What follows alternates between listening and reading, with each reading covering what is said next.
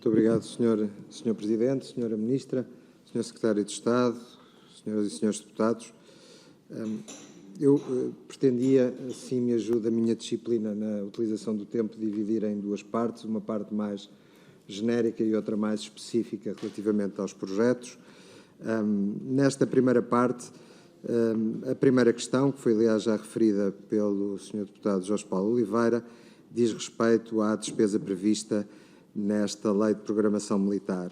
A Sra. Ministra referiu mais de 830 milhões de euros, portanto um reforço de 17,5% face à LPM em vigor. Ora, este aumento, parecendo e sendo positivo naturalmente, e queremos sublinhar esse facto, pode induzir ainda assim em erro. Por um lado, as questões da execução, já lá irei, mas por outro lado, o valor em si, que tem que ser observado em dois contextos. Por um lado, de um forte aumento da inflação, o que vai prejudicar desde logo a utilização efetiva, a representação efetiva desse aumento.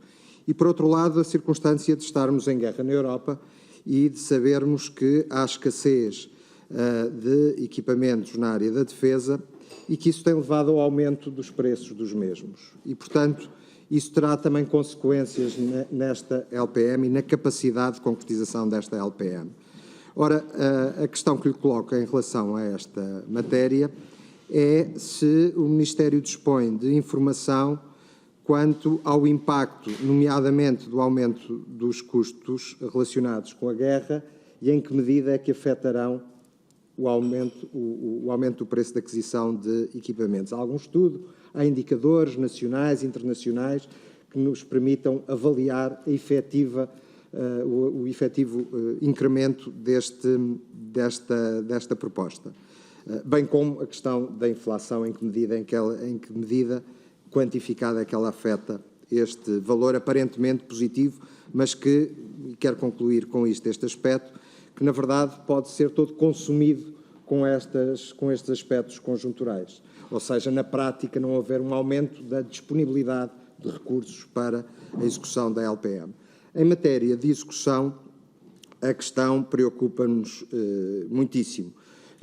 Os níveis de execução têm vindo a baixar, teve um recorde de execução diminuta em 2021, que voltou a aumentar um pouco em 2022.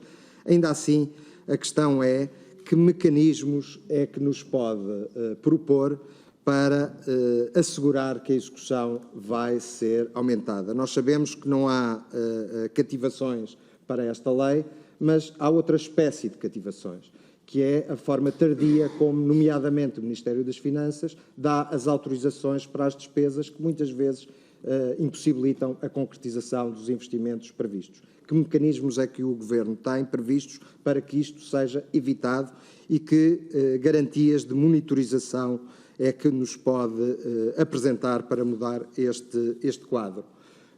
Também uma outra questão relativamente mas permita-me voltar atrás, a questão da execução é para nós de facto muito relevante e para nós é fundamental que o Governo corrija e encontre mecanismos de controle de forma a evitar os níveis de execução baixos que foram observados nos últimos anos.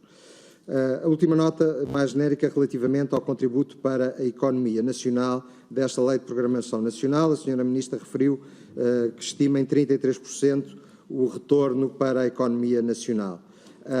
Gostaria de saber que avaliação é que faz sobre a execução em anos anteriores da LPM para esta dimensão do retorno para a economia nacional e se não seria positivo que no relatório de execução da LPM passasse também a constar essa informação sobre o contributo para a economia nacional da execução anual da LPM.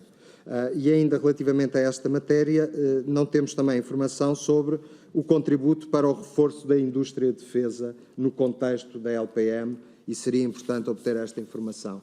Senhor Presidente, resta-me 1 minuto e 10 segundos, é isso. Bom, tentarei utilizá-los de forma profícua possível. As questões mais particulares, Sra. Ministra, em primeiro lugar, nos atrasos da Lei de Programação Militar em vigor e programas que transitam para esta LPM, para esta proposta da LPM. Já fez referência aos NPOs, os navios patrulha oceânicos que serão construídos em Viana do Castelo, alguns já foram. Está prevista a aquisição de 6. O primeiro deveria ter chegado em 2023, suponho que não vai chegar em 2023, o primeiro dos novos 6, o que revela, de facto, um atraso relativamente à execução deste programa, que o PSD, aliás, teve a ocasião de chamar a atenção e que foi, aliás, alvo de um relatório de um parecer do Tribunal de Contas. A questão é, chegando agora ao primeiro, como referiu, em 2026, quando é que prevê concluir este programa? 2030, está respondida. Muito obrigado, Sra. Ministra. A segunda questão, relativamente ao navio polivalente logístico. Segunda e última, Sr. Deputado. Penúltima, se me permite, vou ser muito rápido. Relativamente ao NPL, ele também é um processo que se atrasa e se arrasta no Ministério da Defesa há muitos anos. A questão e a dúvida é como é que se cruza com o projeto de construção da plataforma naval multifuncional, que foi também prevista, e se a construção desta plataforma financiada pelo PRR, de algum modo, pode atrasar a concretização do NPL. Por último, Sr. Presidente, a questão que diz respeito à edificação de capacidade aérea do Exército. Essa questão preocupa-nos muito, relativamente ao risco de duplicação de recursos, de esforços, de desperdício das capacidades que nós temos já instaladas. Obrigado, e nós gostaríamos de ter a garantia de que esta edificação desta nova capacidade aérea do Exército não vai prejudicar a eficácia dos escassos recursos das nossas Forças Armadas. Muito obrigado, Sr. Deputado.